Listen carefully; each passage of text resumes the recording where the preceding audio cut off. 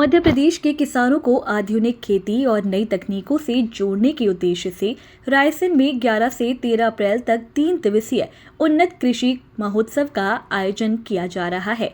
इस बड़े आयोजन का उद्घाटन 11 अप्रैल को राजनाथ सिंह और डॉक्टर मोहन यादव द्वारा किया जाएगा, जबकि समापन समारोह में नितिन गडकरी शामिल होंगे। महोत्सव को लेकर भोपाल में आयोजित प्रेस कॉन्फ्रेंस में शिवराज सिंह चौहान ने विस्तृत जानकारी देते हुए बताया कि इस दौरान कुल 20 सत्र आयोजित किए जाएंगे, जिनमें फसल कटाई प्रबंधन, आर्टिफिशियल इंटेलिजेंस आधारित कृषि समाधान, मशीनीकरण, उद्यानिकी, इंटीग्रेटेड फार्मिंग, पशुपालन और मत्स्य पालन जैसे महत्वपूर्ण विषयों पर विशेषज्ञ चर्चा भी करेंगे। कार्यक्रम में 4 सेमिनार हॉल बनाए गए हैं, जहां देश के शीर्ष वैज्ञानिक और कृषि विशेषज्ञ किसानों को नई तकनीकों और सरकारी योजनाओं की जानकारी भी देंगे। साथ ही ड्रोन तकनीक, सोलार पंप, क्राफ्टिंग और आधुनिक कृषि उपकरणों का लाइव डेमोन्स्ट्रेशन भी दिया जाएगा, जिससे किसान व्यवहारिक रूप से नई तकनीक सीख सकेंगे। शिवराज सिंह चौहान ने जोर देते हुए कहा कि केवल उत्पादन बढ़ाने से किसानों की आय नहीं बढ़ेगी, बल्कि इंटीग्रेटेड खेती मॉडल अपनाना जरूरी होगा। उन्होंने किसानों को सबसे बड़ा वैज्ञानिक बताते हुए कहा कि इस महोत्सव के जरिए उनकी आय बढ़ाने के लिए ठोस रणनीति भी तैयार की जाएगी। 12 अप्रैल को एक नया कृषि रोड मैप भी प्रस्तुत किया जाएगा, जो प्रदेश के विभिन्न एग्रो क्लाइमेटिक जोन के आधार पर तैयार किया जाएगा, जिससे किसानों को उनकी जमीन और मौसम के अनुसार खेती की सही दिशा मिल सकेगी। इसके अलावा उन्होंने अंतर्राष्ट्रीय परिस्थितियों, उर्वरकों की बढ़ती कीमतों, ओलावृष्टि से हुए नुकसान और लखपति दीदी योजना का भी उल्लेख करते हुए बताया कि सरकार किसानों और ग्रामीण महिलाओं को आत्मनिर्भर बनाने के लिए लगातार प्रयास कर रही है। मैंने सभी राज्य सरकारों को कहा है मैडम कि तुरंत क्षति का आकलन करें अपने यहाँ। हमने ये भी कहा है कि क्रॉप कटिंग एक्सपेरिमेंट एश्योर कर लें, समय पर हो जाए, कोई किसान ना छूटे। मैंने ये भी आग्रह किया है कि हम एक विभाग से नहीं 3 विभाग से सर्वे करवाएं, मतलब तो रेवेन्यू के साथ कृषि विभाग और पंचायत ग्रामीण विकास हो सकता है। मैंने यह आग्रह भी किया कि जो नुकसान हुआ है उसकी एक पूरी सूची गांव के पंचायत भवन पर चस्पा करें, और बाद में किसी किसान को आपत्ति हो तो वो आपत्ति भी लगा सके, ताकि ट्रांसपेरेंसी रहे। फसल बीमा योजना की बैठक करके हमने पूरी टीम को सक्रिय किया है। नहीं, अभी आकलन बताना मुश्किल है, राज्य आकलन कर रहे हैं। पेंशन में अलग अलग हुआ है, तो अभी एक साथ में बताऊं, मेरे पास जो अभी 3 दिन पहले आई थी वो लगभग 2,49,000 हेक्टेयर की खबर आई थी। लेकिन ये अंतिम नहीं है, क्योंकि इस बीच में लगातार रोज मौसम खराब होता है, तो आकलन में जितना समय लगता है लगता है।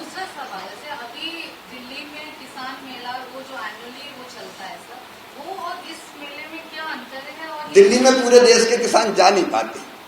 दिल्ली में होता है तो दिल्ली के आसपास से जाते हैं, इसलिए हमको लगा कि दिल्ली के बाहर भी ले जाना चाहिए, और हमारी कोशिश रहेगी कि मध्य भारत में भी, दक्षिण भारत में भी अलग अलग, ताकि आसपास के लोग आ सकें।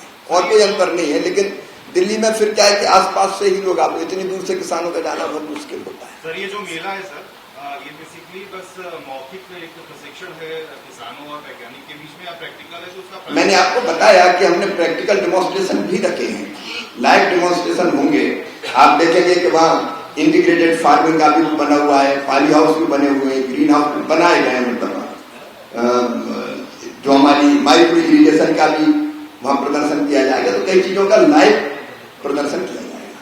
जिस तरह से कृषि को लेकर आप काम कर रहे हैं, साथ साथ महिला विकास को लेकर भी लगातार काम कर रहे हैं, और जो लखपति दीदी का कॉन्सेप्ट है, हर आज अपना डाटा बेस कितने संतुष्ट है और कितना लेवल पर ले जाएंगे? 12 लाख।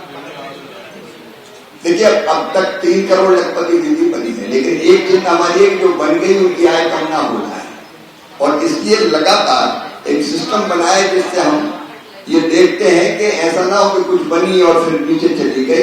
तो उसकी एक पद्धति हमने विकसित की है, जिससे हम लगभग हर महीने देखते हैं कि उनकी आमदनी कितनी है, और ये एश्योर करके कि उनकी आमदनी 1 महीना नहीं, लगातार जब 6 महीने बढ़ी हुई स्थिर रहे, तब लखपति दीदी मानते हैं, जिससे गंभीर है। लेकिन कई तरह की और चीजें, कई तरह के और काम दीदियों के माध्यम से कर रहे हैं, तो मुझे लगता है कि 3 करोड़ तो रहेंगी, 6 करोड़ तक पहुंचने में हम लोग सफल हो जाएंगे। सर, ये जो उन्नत कृषि मेला है, इसमें आपने वैकल्पिक कृषि की भी बात की, जो अभी पश्चिम एशिया संकट आया तो वर्गों को लेकर भी बहुत दिक्कतें हुई। तो क्या ये माना जाए कि ये जो महोत्सव है इसमें किसान विकल्प पर भी विचार करेंगे और चिंतन के साथ उनको प्रशिक्षण दिया जाएगा कि अपनी खेती को कैसे वो उन्नत करें? प्राकृतिक खेती का विशेष सत्र भी इसमें रखा गया है और वैज्ञानिक अध्ययन भी ये बताते हैं कि ठीक प्रकार से अगर प्राकृतिक, ऐसे ही नहीं कि आपने एकदम बो दिया खत्म, ठीक प्रकार से बीजामृत, घनजीवामृत जो पद्धति है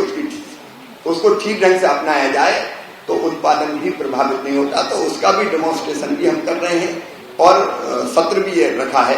और इस साल में चूंकि आपने पूछा, मैं बताऊं कि हमने तय किया था 1 करोड़ किसानों को सेंसिटाइज करेंगे और हमारी कोशिश रहेगी कि 18 लाख किसान कम से कम प्राकृतिक खेती करने लगे। मुझे बताते हुए खुशी है कि लगभग 18 लाख के आंकड़े के पास हम पहुंच गए हैं और 8 लाख हेक्टेयर जमीन में देश में प्रमाणित रूप से प्राकृतिक खेती हो रही है। ये बात सच है कि आज के युग में आप दूसरे देशों पर निर्भर नहीं रह सकते। फर्टिलाइजर के लिए हमारी निर्भरता आयात पर है, विदेशों पर है, भारी संकट का कई बार सामना करना पड़ता है।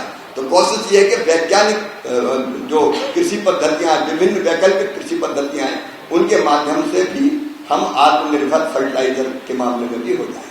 अभी चिंता की बात नहीं, अभी कोई चिंता की बात नहीं, फिलहाल हमारे पास स्टार्ट सर, एक